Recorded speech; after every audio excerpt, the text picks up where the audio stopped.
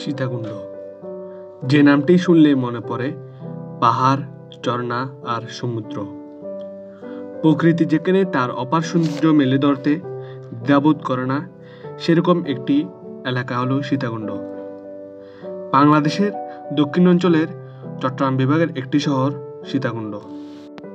এছাড়া দেশের প্রথম ইকো পার্কটি তৈরি করা হয় এই সীতাকুণ্ড উপজেলায়।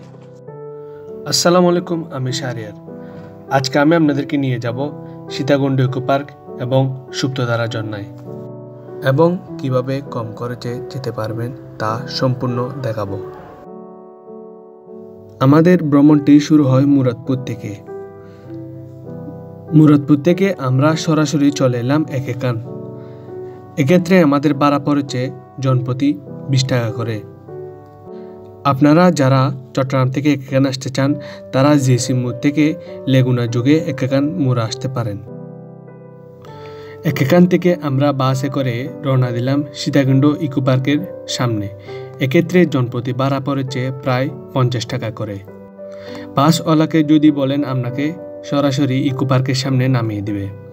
ইকো পার্ক থেকে আপনারা সিএনজি বা হেঁটে সরাসরি চলে যেতে পারেন সীতাকুণ্ড ইকো পার্কের মেন গেটের সামনে। এক্ষেত্রে আপনাদের টিকিট কাটতে হবে। টিকিট মূল্য পড়বে জনপ্রতি 50 টাকা করে। ইকো পার্কের ভিতর ঢুকে আপনার চোখে পড়বে বিভিন্ন ধরনের ফুল ফলের গাছ, এছাড়া পাহাড়ের ভিতরে বিভিন্ন ধরনের দিক নির্দেশনা। বলে রাখি, আমাদের বাজেট কম হওয়ায় আমরা সুপ্তধারা ঝর্ণায় হেঁটে হেঁটেই চলে যাচ্ছি। সীতাকুণ্ড ইকো পার্ক থেকে সুপ্তধারা ঝর্ণার দূরত্ব হলো 1 কিলোমিটার। দীর্ঘক্ষণ হাঁটার পর আমরা এসে পৌঁছালাম সুপ্তধারা ঝর্ণার একদম মেন পয়েন্টে। আপনারা এখানে বিভিন্ন রকমের পশু পাখি দেখতে পাবেন। সুপ্তধারা ঝর্ণায় আসার জন্য আপনারা রাস্তার পাশে একটি সিঁড়ি দেখতে পাবেন। সিঁড়ি দিয়ে আপনারা নিচে নেমে যাবেন। নামার সময় আপনারা বিভিন্ন ধরনের অপরিচিত গাছের সাথে পরিচিত হবেন। অবশেষে আমরা পৌঁছালাম সুপ্তধারা ঝর্ণার কাছে। এখানে প্রায় 3 দিক দিয়ে 3টি ঝর্ণা বেয়ে পড়ে। চাইলে আপনারা ঝর্ণার উপর উঠতে পারবেন। চলুন কিছু সিনেমা।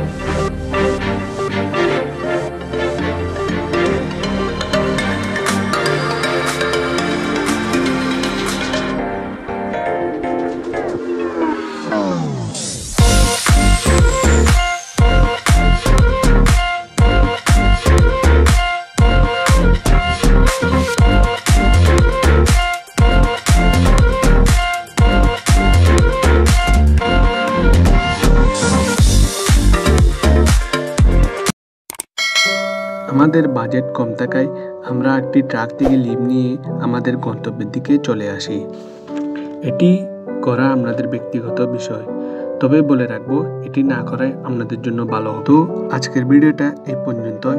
দেখা হবে নতুন কোনো ভিডিওর সাথে। ততক্ষণ পর্যন্ত ভালো থাকবেন, সুস্থ থাকবেন। ভিডিওটি যদি ভালো লাগে তাহলে লাইক, কমেন্ট, সাবস্ক্রাইব করে পাশে থাকবেন।